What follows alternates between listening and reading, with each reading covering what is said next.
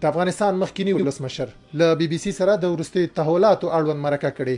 محمد اشرف غني له افغانستان د وتلو دلیل د کابل رواني مخنیوي یاد کړي او په وینا یې پاتې کېدل یې کودتا ته مشروعیت ورکول. هغه چې د تاوتریخوالي ډکه وه ولس پکې په پام کې نه ونیول شوی. ولسمشر وایي د پخپلو وتلو دغه کودتا رسوا کړه. ما نه غوښتل یوې کودتا ته مشروعیت ورکړم، بلکې غوښتل مې چې راتلونکي کې یو اساسي سیاسي جوړجاړي ته لار پرانیستې وي. پر افغانستان د طالبانو تسلط سوله او ملي یووالی نه دی راوستی. هغه څه ته چې موږ اړتیا لرو واقعي سوله او ملي یووالی دی. او وروستی دلیل ما نه غوښتل چې د پاکستان ISI خپل ارمان پوره کړي او جمهوریت تحقیر کړي او ما په زور یوې بیانیې ورکولو ته مجبوره کړي. یا تر دې هم بدتره به دا وای چې د یو افغان جمهور رئیس څخه استنطاق پیل کړي. دا ټول زما پاتې کېدو سره په حقیقت بدلیدل. غني ویلي افغان امنیتي او دفاعي ځواکونه له وړاندې سقوط کړی و. هوایي ملاتړ مو نه درلود او پولیسو د 6 میاشتو معاشونه نه واخیستي.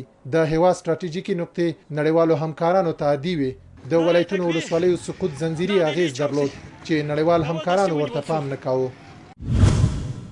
د هغې ورځې په سهار مې هیڅ فکر نه کو چې ماسپښین به زه وطن پرېښودلو ته اړ کېږم. د هماغې ورځې په سهار د متحده عربي اماراتو یو استازی راغی چې طالبانو سره سیاسي جوړجاړي ته د رسېدو لپاره مرسته وکړي. زه دفاع وزارت ته په روانېدو وم. 15 دقیقې منتظر پاتې شوم. موټر راپسې رانغی. وروسته د ملي امنیت سلاکار ډاکټر محب او د PPS مشر ښاغلی کوچیا راغلل. ویل PPS سقوط کړی. که زه په خپل موقف ودرېږم ټول وژل کیږو. هغوی له ما څخه د دفاع توان نه درلود. ډاکټر محب ډیر ډار شوی و. هغوی 2 دقیقې وخت هم را نه کړ. زما لارښوونه دا وه چې خوست ته د تګ لپاره ځان چمتو کړو. ډاکټر محب راته وویل خوست او جلال آباد هم سقوط کړی دی. زه نه پوهیږم چېرته ځو. کله مو چې حرکت وکړ څرګنده شوه چې وطن پرېږدو. غني د وروستي سیاسي وضعیت په تړاو ویلي چې کراته ویل شوي وو چې طالبان نه غواړي چې هغه سره د طرف په صفت تعامل وکړي.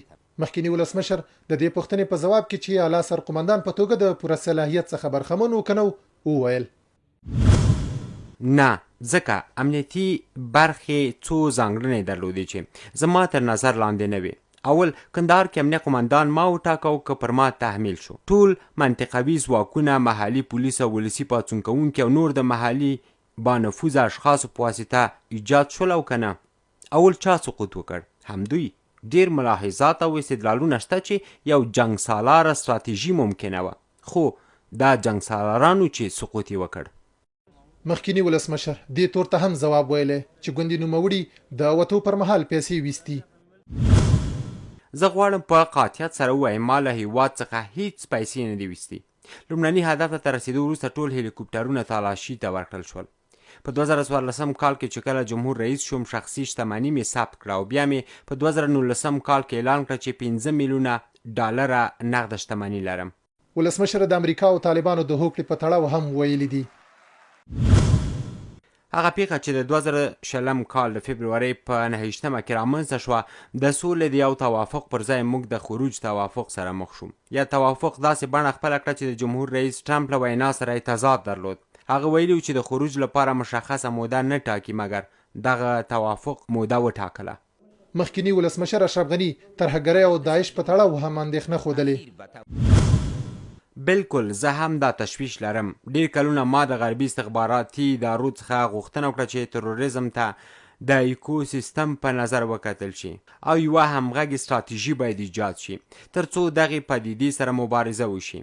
داعش ځکه مخ په ځواکمنېدو دی چې دوی د طالبانو خپله وسله په بیرته په همدوی استعمالوي. داعش د طالبانو شاګردان دي او د طالبانو څخه الهام اخیستی. له بده مرغه یو مکمل نسل پرته له تاوتریخوالي بل څه نه دي زده کړي. مخکینی ولسمشر روان بشري وضعیت ته هم اندېښنه ښودلې ده او دا چې طالبانو تغییر کړی که نه ویلي دي. له بده مرغه حالات ښه نه ښکاري. مخکې له دې چې د تغییر شاهدان اوسو دوی باید لومړی په دې خبره پوه شي چې د دوی په اصطلاح د بریا قیمت څه شی دی. دوی هیڅ مسؤلیت نه دی اخیستی. طالبانو مطلق انحصار ته مخه کړې پرته له دې چې فکر وکړي چې دوی هغه مهارتونه نه لري چې هر څه وچلي. درېیم او تر څلورمه بوږنوونکي د ملا حسن وینا هغه هم صوتي چې پکې ویلي دي چې دوی د اوسني بشري بحران، اقتصادي سقوط او خلکو د وتلو او مهاجرت مسؤلیت نه لري. ولسمشر غني لویه جرګه د روانې کشالې د حل لارې په توګه وړاندې کړې ده. زما وړاندیز نړیوالې ټولنې ته دا دی چې د دې انتخاب څخه اجتناب وکړي چې څوک ګټونکي او بایلونکي دي. پرېږدئ چې یوه پروسه پر مخ لاړه شي. لویه جرګه یوه ډیره مؤثره ملي پروسه ده. د یو څو کلونو لپاره باید وخت پورې محدود ځینې شرایط موجود وي. مخکینی ولسمشر په ټینګار سره ویلي چې طالبان باید په دې خبره پوه شي چې د کمونستانو مجاهدینو د تیروتنو تکرار به دوی هم په آرامه پرېنږدي. اسلامي امارت تر اوسه د غني څرګندونو ته غبرګون نه دی ښودلی، خو د افغانستان لپاره د امریکا پخواني استازي زلمي خلیلزاد ویلي کله د سره داسې کومه رښتینې ویره وه نو د مرستې غوښتنه به یې کړې وای چې ده ونه کړه. که ده ته ناڅاپه معلومه شوه چې د ځواکونو کنټرول یې له لاسه ورکړی او باور پرې نشي کولی، نو بیا د ده لخوا د ځواکونو د مدیریت او کنټرول په تړاو څه معنا لري؟